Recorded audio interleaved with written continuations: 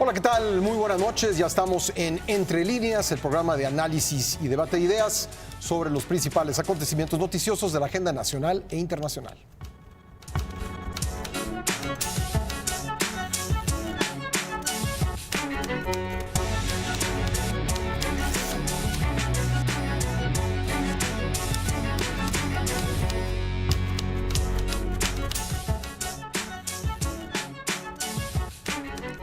El Pleno de la Cámara de Diputados aprobó la madrugada de este jueves, en lo general y en lo particular, con mayoría calificada, el dictamen de la reforma educativa propuesto por el gobierno de Andrés Manuel López Obrador para derogar la aprobada en la administración de Enrique Peña Nieto. Ahora será analizada y, en su caso, aprobada por el Senado de la República para que pueda entrar en vigor.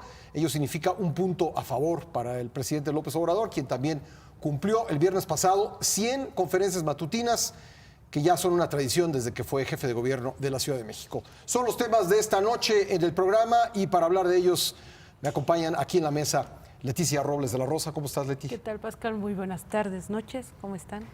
Martín Espinosa. Martín. ¿Qué tal, Pascal? A todos. Hola. Leti, muy buenas Y Nacho tardes. Lozano. Nacho, ¿cómo estás? ¿Cómo estás, Pascal? Leti, tal? todos, bienvenidos. Bueno, vamos a comenzar. Leticia Robles de la Rosa, finalmente, después de un mes que estuvo trabado el dictamen, a finales de marzo estaba a punto de ser enviado al Pleno para su discusión, pero llegó la CENTE, se plantó, le dijo al presidente López Obrador: no estás cumpliendo con lo que nos prometiste, y el presidente le dijo a su bancada en la Cámara de Diputados: paren eso, negocien con la CENTE, incorporen lo que ellos quieran, y durante un mes hubo una mesa de discusión que no dio frutos, o aparentemente no da frutos, y finalmente en las vacaciones, porque así lo dijo la coordinadora, decidieron enviarlo al Pleno para su discusión con algunas leves modificaciones. ¿Tú has leído detenidamente este dictamen que fue aprobado? ¿Cuál es la impresión que te causa?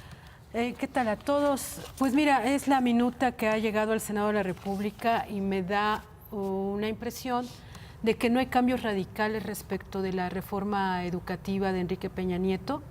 En términos concretos, hay Esa sería la primera nota, ¿no? Es decir, que le digan a la gente, es lo mismo, nada más que... ¿no? No hay un cambio radical. No hay un cambio radical. Mira, yo lo plantearía así. Mientras la reforma educativa de Enrique Peña Nieto te establece que tiene que haber evaluaciones para el ingreso y el ascenso y la permanencia de los maestros, la reforma de Andrés Manuel López Obrador te dice que tiene que haber procesos de selección. O sea, se cambió la palabra maldita de evaluaciones. De evaluación por procesos de selección, pero que son aplicados también para el ingreso, la permanencia y el ascenso de los docentes, directivos y trabajadores de la educación. Pero a ver, desaparecieron supervisores. el INE, el Instituto Nacional de Evaluación de la Educación, el muy vilipendiado INE. Pues desaparecieron el Instituto Nacional para la Evaluación de la Educación, pero van a crear un nuevo organismo que va a ser exactamente lo mismo que hacía el INE, y que va a tener también una autonomía que no dice expresamente plena, pero que la describe como tal. Se las quiero leer, dice: para contribuir al cumplimiento de los objetivos de este artículo, se crea el Sistema Nacional de Mejora Continua de la Educación. Este organismo no existía, que será coordinado por un organismo público descentralizado, con autonomía técnica, operativa, presupuestaria, de decisión y de gestión, con personalidad jurídica y patrimonio propios, no sectorizado, al que le corresponden, y entonces ya empieza a detallar todo lo que tiene que hacer. Esto, Pascal... Tú dices, es lo mismo. Es prácticamente lo mismo.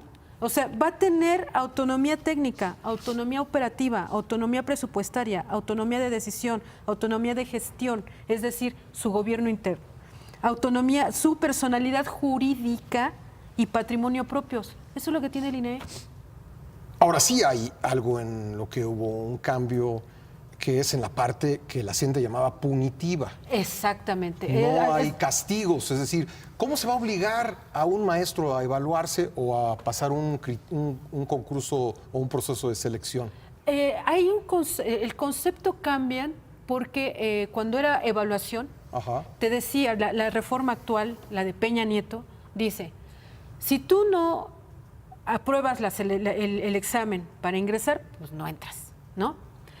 Pero si tú ya estás dentro y repruebas hasta 3 veces, te vas a un área administrativa, es decir, te quitamos el grupo. Nunca dice que van a perder derechos laborales. Nunca fue punitiva, en realidad. Nunca fue punitiva. Sí. De hecho, yo publiqué la semana pasada, antepasada, el informe de cuántas personas fueron, digamos, afectadas o sancionadas por la reforma educativa de Enrique Peña Nieto, y son un total de 1,493. De ellos, 1,005 no se presentaron al examen. Por lo tanto, no tienen un nombramiento. ¿Por qué? Porque no se quisieron presentar al examen. Pero sí tienen plaza. Recordemos, la plaza se paga. 1,000 y fracción de 1,005. 1,200,000. 1,200,000. Sí. Y 488 reprobaron 3 veces. No fueron despedidos, están en espera de que sean asignados a otra área administrativa. Ahora, ¿qué pasa? ¿Cuál es la diferencia ahora con la de Andrés Manuel López Obrador? Te está diciendo que de ninguna manera, aunque tú repruebes, se te va a mover de grupo.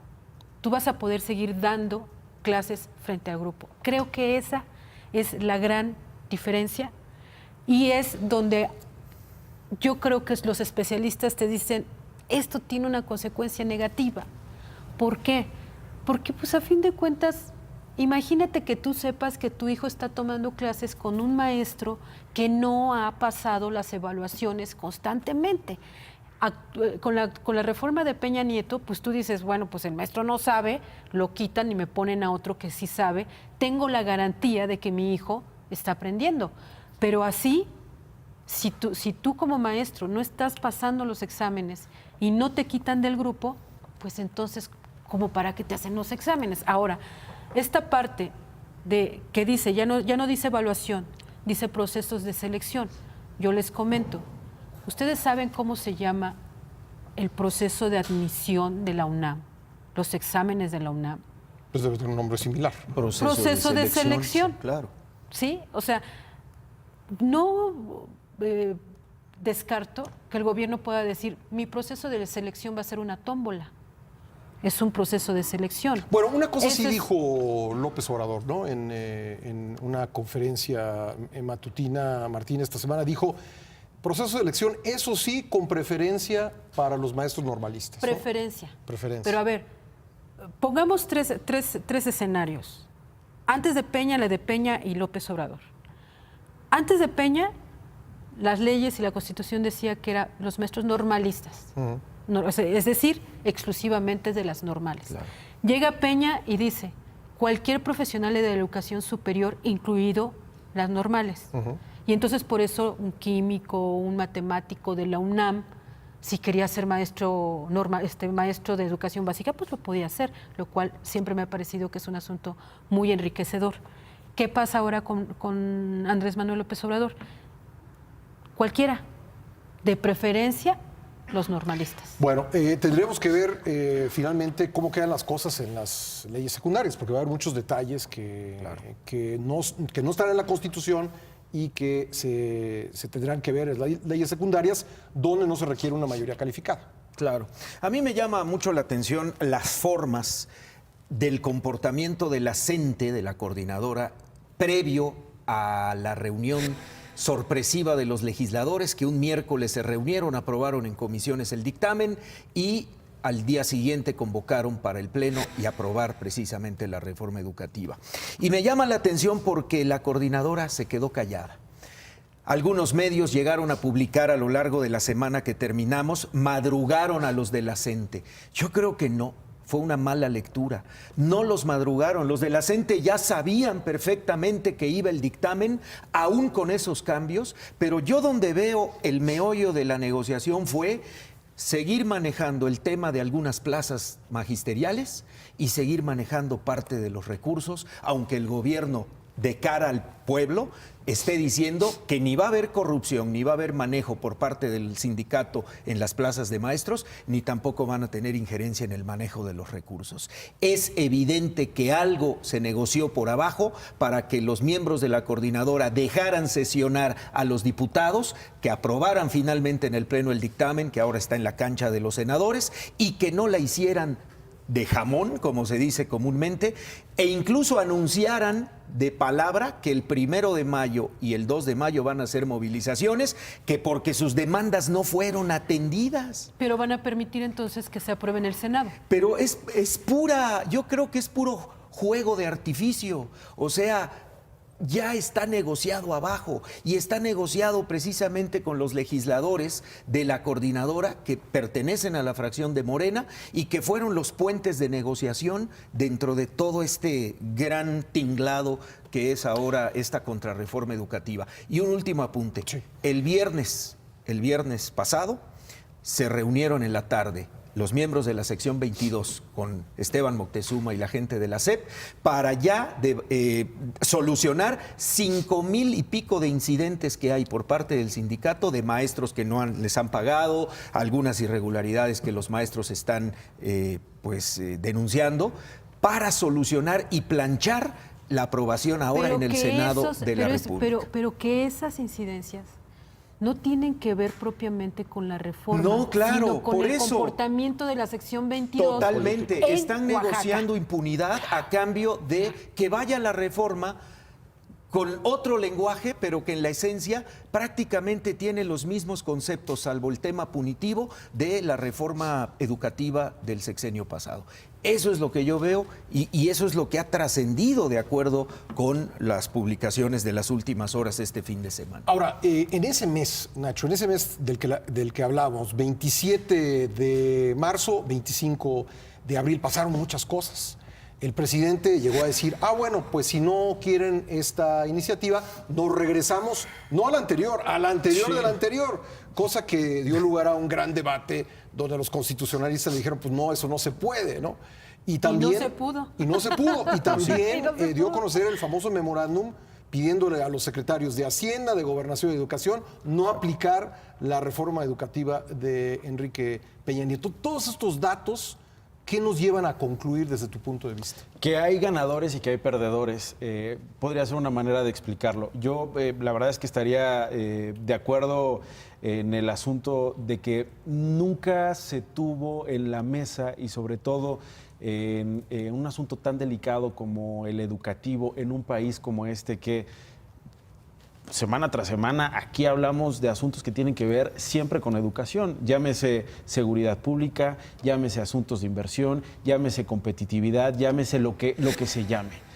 No ganan en esas mesas donde sí ganó la coordinadora muchas cosas, ahorita los podemos enlistar, creo que Leti y Martín estuvieron ya apuntando varias cosas. No ganan los niños y no ganan los padres de familia. Nosotros hace unas semanas aquí tuvimos justamente una entre líneas donde hablamos que en el último eslabón había algo que se llamaba estudiantes.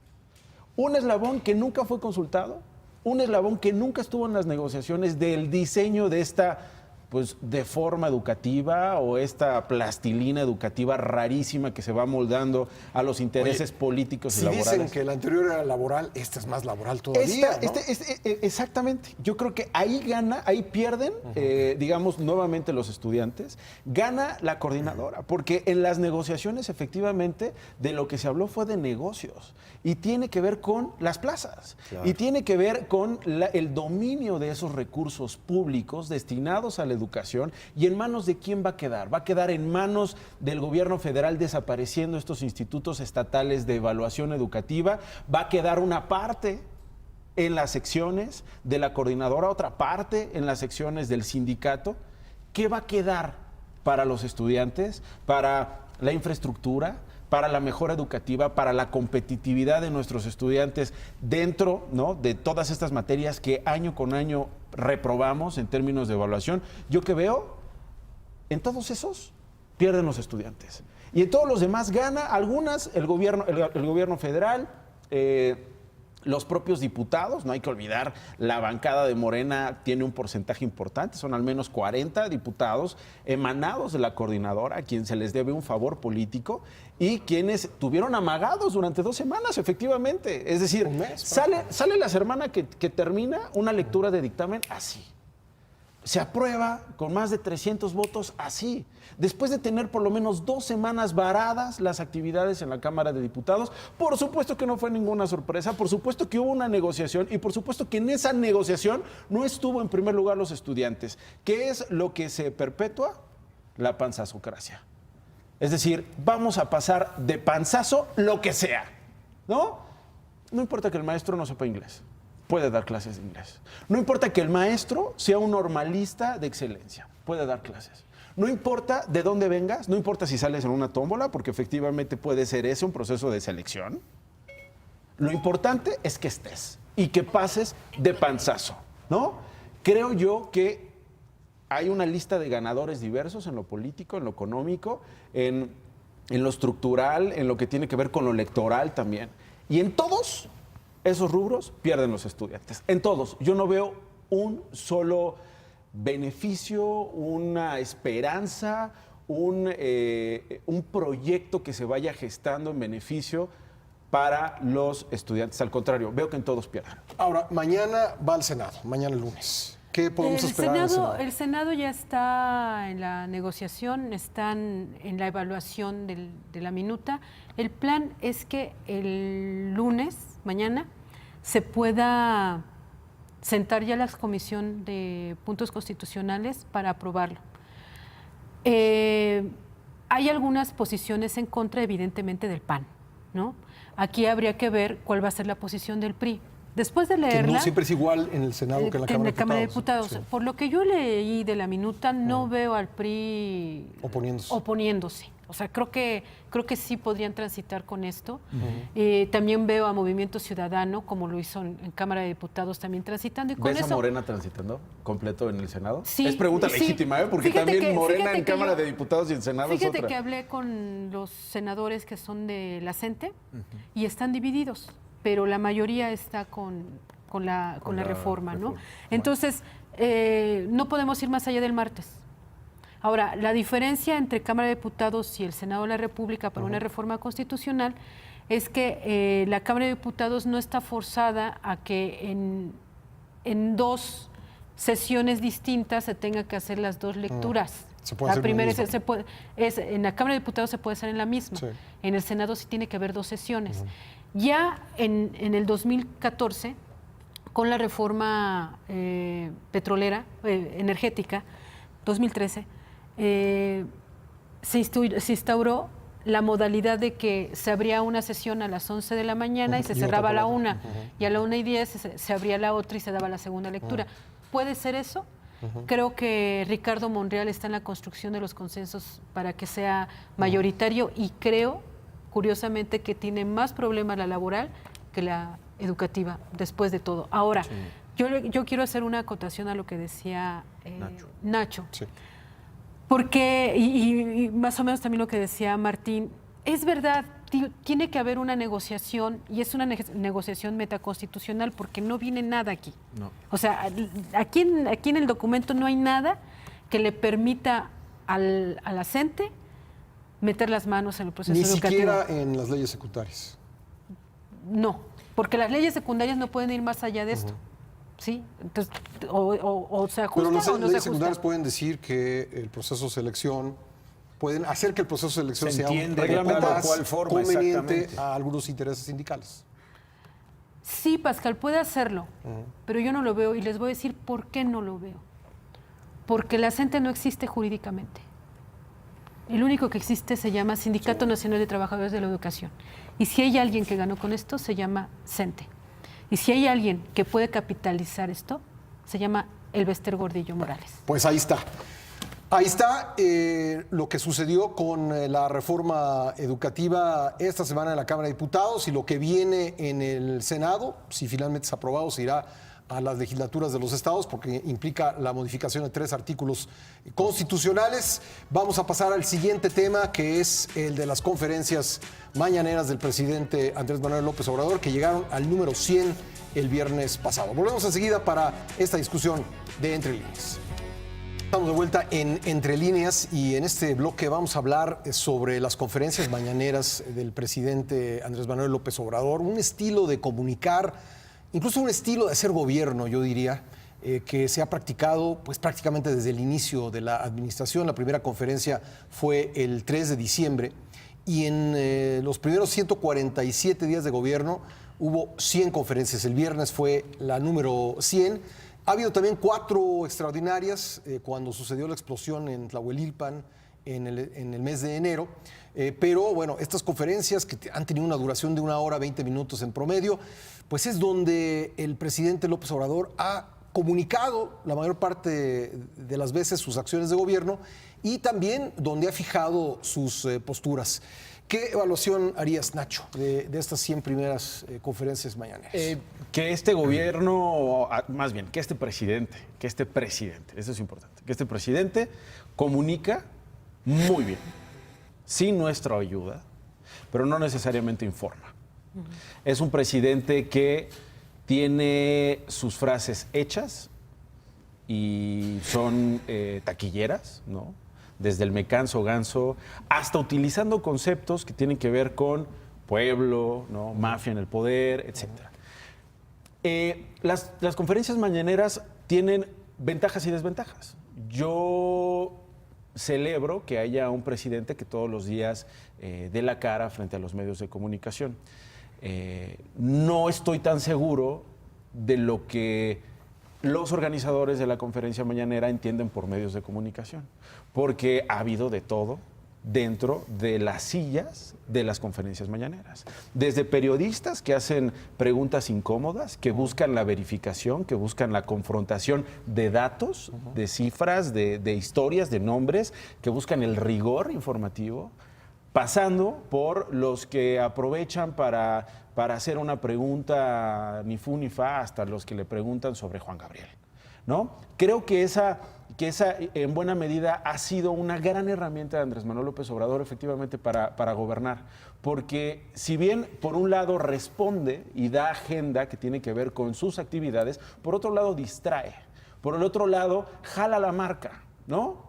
Jala la marca en medio de cuestionamientos serios que tienen que ver con seguridad, cuestionamientos serios que tienen que ver con tráfico de influencias, cuestionamientos serios que tienen que ver con una serie de cosas en las que se ve al presidente jalando la marca, ¿no? Poniendo una frase, confrontando a un medio de comunicación en particular, el caso de Reforma, y que pues no permite lo otro, que es el periodismo y que es informar, es decir, tener los datos verificados, que es tener los datos con rigor y respondiendo las precisiones que los reporteros y los medios de comunicación hacen.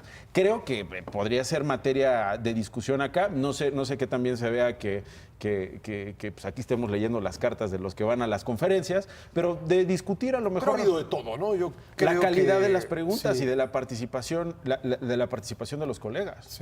Sí. Ahora, cuando el presidente se tarda 10 minutos en responder una pregunta, pues es difícil repreguntar, ¿no? Hacer la pregunta para precisión de datos o para conducir el diálogo hacia lo periodístico. Efectivamente, mira, yo veo las mañaneras como de esas cosas que están marcando y que han marcado su estilo personal de gobernar. No son nuevas las mañaneras, no son nuevas. Las conocimos cuando Andrés Manuel López Obrador fue jefe de gobierno de la Ciudad de México. Él las instauró, pero tienen una estrategia. Indudablemente las conferencias mañaneras cumplen con un objetivo fundamental que el propio presidente se ha fijado de manera deliberada, que es tratar de ir un paso adelante de la prensa. Anteriormente, con otros estilos de gobernar, veíamos que los mandatarios o los funcionarios salían al paso de revelaciones, declaraciones, notas periodísticas horas después o minutos después de que ya eran publicadas. Aquí no. Lo que busca el presidente es marcar la agenda periodística del día. Creo que en el 98% de los casos sí, porque lamentablemente tenemos una prensa que no es cohesionada o no está cohesionada. Tenemos a veces una prensa lamentable, medios que han demostrado que pues no comprueban, no verifican, no confrontan datos, como decía Nacho, no porque se tenga que confrontar, sino porque hay datos que no son reales y que incluso por la vertiginosidad con la que se llevan a cabo las mañaneras, a veces el propio presidente cae en imprecisiones que él mismo reconoce y que luego tiene que corregir. El caso concreto reciente del aeropuerto de Santa Lucía. Mañana va a comenzar la construcción y ponemos la primera piedra. Al día siguiente tiene que rectificar y decir, no, va a ser hasta junio, pues porque efectivamente hacen falta estudios de impacto ambiental, hacen falta una serie de documentos, ¿no? Los más importantes. Apareció lo del cerro que estaba por ahí, exactamente.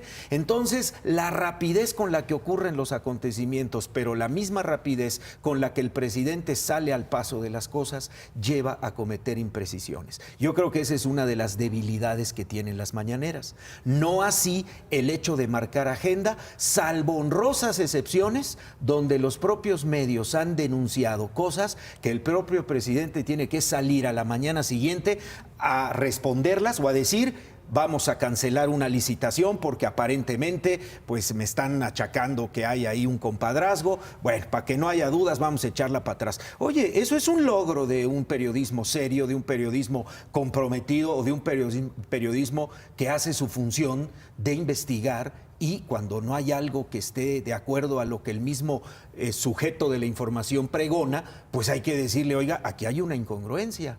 Entonces, creo que en la gran medida él ha logrado llevar detrás de sí a muchos medios, pero no es fácil meter a todos en una misma dinámica. Yo creo que hay excepciones muy honrosas, ¿no?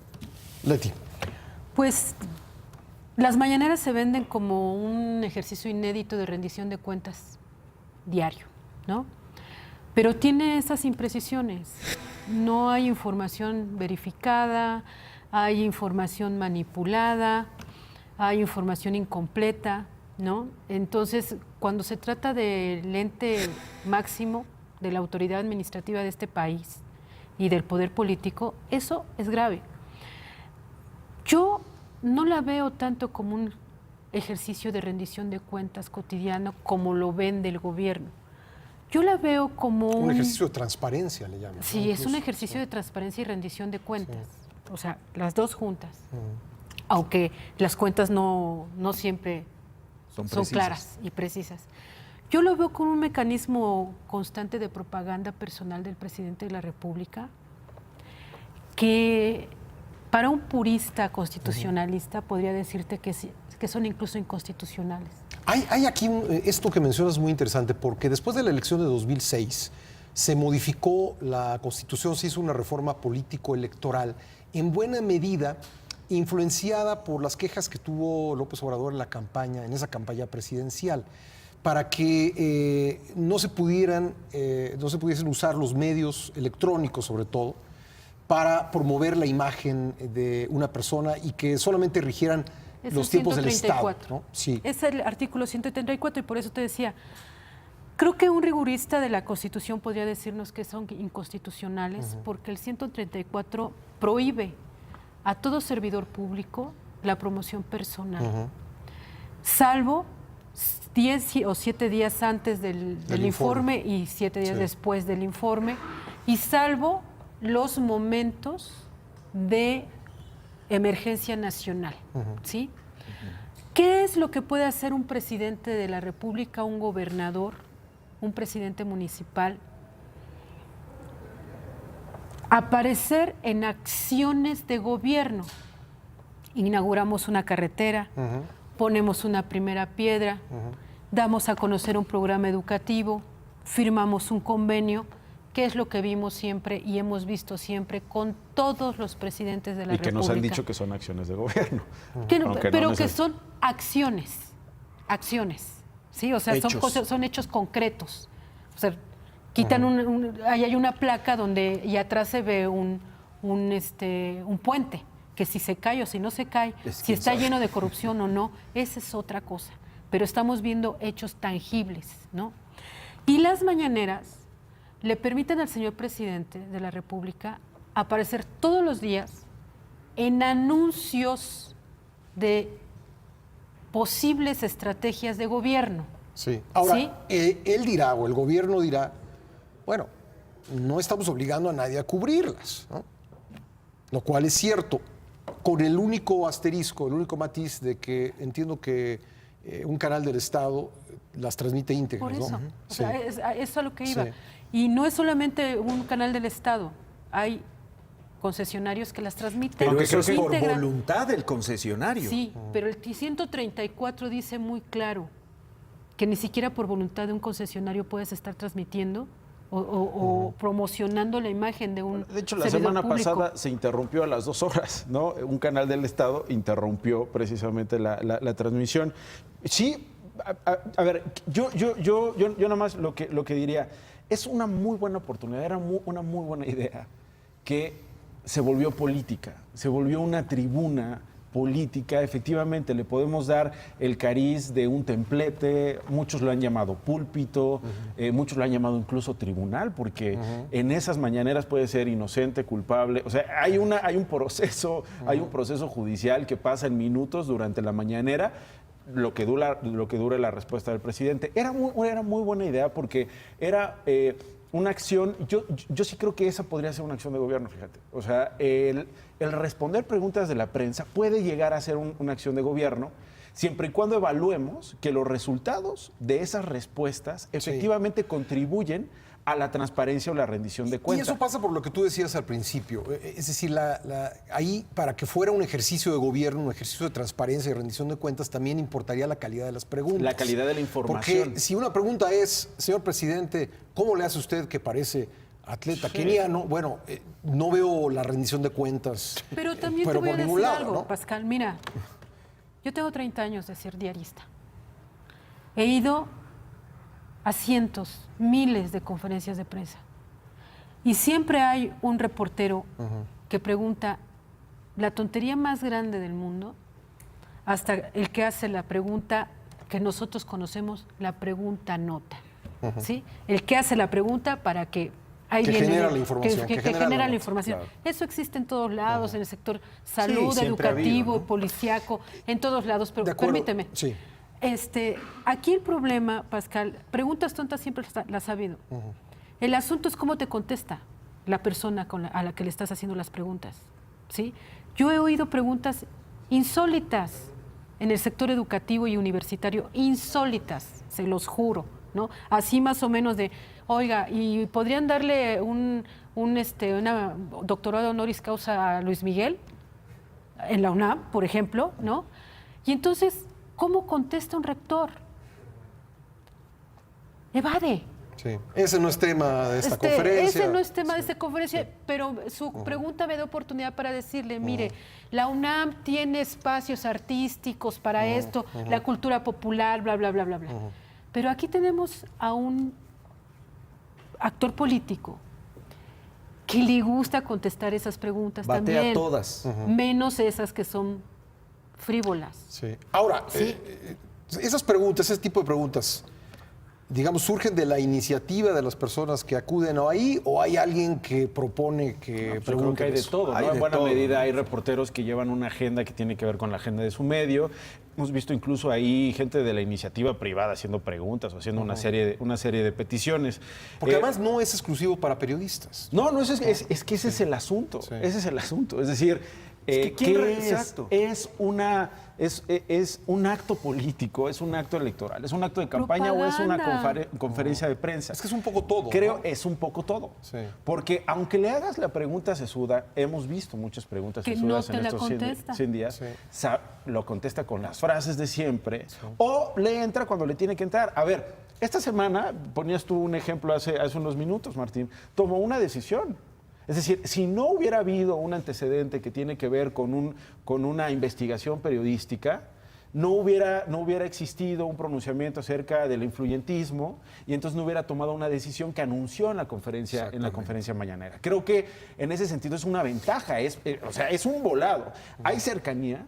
Es un asunto sin precedentes, es decir, de todos los ejemplos, de los 30 años que tienes tú chambeando, nunca habías visto un presidente de México dando... Pero ni en México ni en ningún lado. Ni en ningún lado. Es decir, Bueno, no hay... salvo los encuentros, a ver, en los encuentros internacionales bilaterales o trilaterales, Aparecen siempre los dos, los tres. los mandatarios y te Exacto. contestan las preguntas que quieras. Y o sea, a ver, yo cubría a Fox y pudimos preguntarle todo lo que queríamos. Dime si viene el presidente de España, bueno, ahorita están viendo qué onda, pero el presidente de España o el primer ministro de Canadá.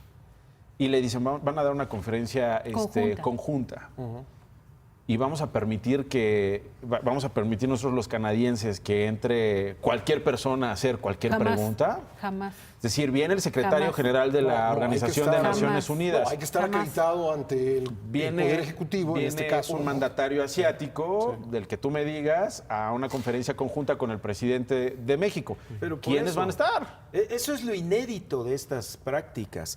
Y yo sí creo que esto mueve a otras cosas.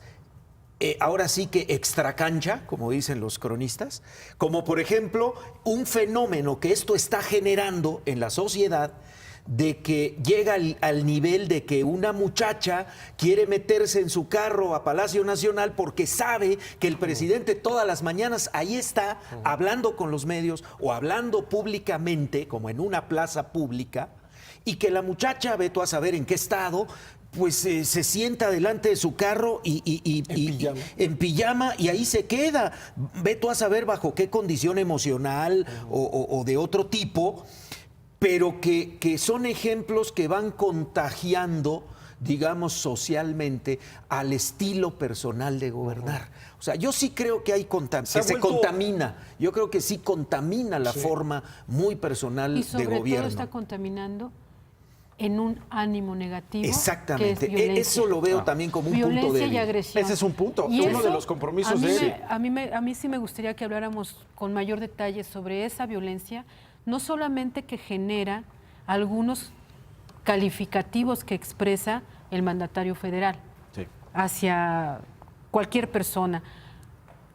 Ha llegado el grado en que te dicen conservador como si fuera una ofensa, cuando nunca ha sido una ofensa. Ser conservador es una característica ideológica. Además, hay países donde hay partidos que llevan ese nombre, ¿no? Es por como supuesto. si no te gusta el helado y a quien le gusta el helado. ¿Por qué el que no le gusta el helado es menos que al que le gusta el helado? Bueno, esto es una cuestión de ideología, quizá más seria, pero es lo mismo. Resulta que decir helado ya es un estigma. Totalmente. Un estigma negativo, ¿sí? Y así, fifí, y así, derecha, ¿no? Neoliberal, cuando, por supuesto, pero no, más allá de esos calificativos, decía yo, hay un comportamiento de muchos de sus seguidores, muchos de los cuales son los que hacen las preguntas a modo, porque los hay, a mí me consta al menos de uno que nunca trabajó en los últimos 12 años como reportero, fue empleado del PRD y después del PT con Benjamín Robles Montoya en el Senado. Lo conozco personalmente, me llevo muy bien con él, y más que un periodista era un activo político. Marco Antonio, el que hizo la pregunta para que él se descargara su ira contra Jorge Ramos, ¿no?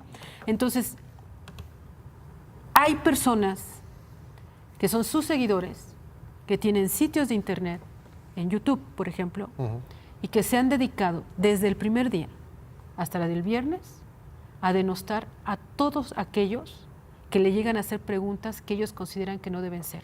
A ver, yo ahí ya nada más diría un par de cosas. Una, efectivamente, creo que lo dejó muy claro el presidente Andrés Manuel López Obrador el mismo 1 de diciembre, que una de sus intenciones en un país como este era reconciliar.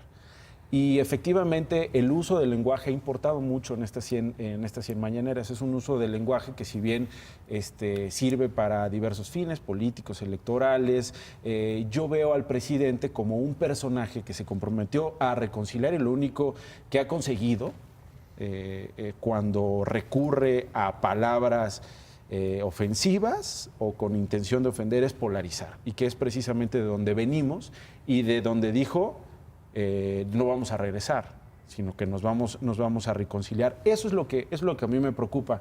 Creo que en un país como este, en el que matan a periodistas por hacer su trabajo, no puede haber una confrontación tan directa y tan abierta de una institución como la Presidencia de la República con los medios de comunicación a través de ese uso de las palabras. Las palabras han importado muchísimo, las palabras para el gobierno de Andrés Manuel López Obrador han sido símbolo, han creado símbolos, han transformado nuestra manera de hablar. Han transformado nuestra manera de expresarnos en muchos sentidos. La idiosincrasia mexicana se ha transformado del año pasado a ahora, o yo te diría de 3 años para acá. Sí, mediante la adopción de frases que de frases del propio presidente. Pero también es responsabilidad, eso por un lado, ¿no? Yo estaría de acuerdo en que no tendríamos que, no es para eso una conferencia presidencial de prensa, no es para confrontarse. Él apuesta al derecho de réplica, él apuesta a responder. Si me acusan, respondo. Yo creo Sin que embargo, ese es un ángulo fundamental. Me gustaría que lo abordáramos en el siguiente bloque. ¿Es realmente derecho de réplica lo que hace el presidente desde esta tribuna de las conferencias mañaneras? Vamos a discutirlo regresando al corte. Ya volvemos. Estamos de vuelta en Entre Líneas y estamos hablando sobre las conferencias mañaneras del presidente López Obrador, que justamente cumplieron 100 el viernes pasado. Nacho, hablábamos de la argumentación del presidente López Obrador en el sentido de que él utiliza esta tribuna también como para ejercer el derecho de réplica, ¿no? Ante señalamientos que se le hacen en los medios de comunicación. yo propondría una manera de ver al presidente como lo que es un animal político, un personaje político que vive precisamente de la confrontación en distintos niveles y en diferentes circunstancias y diferentes terrenos.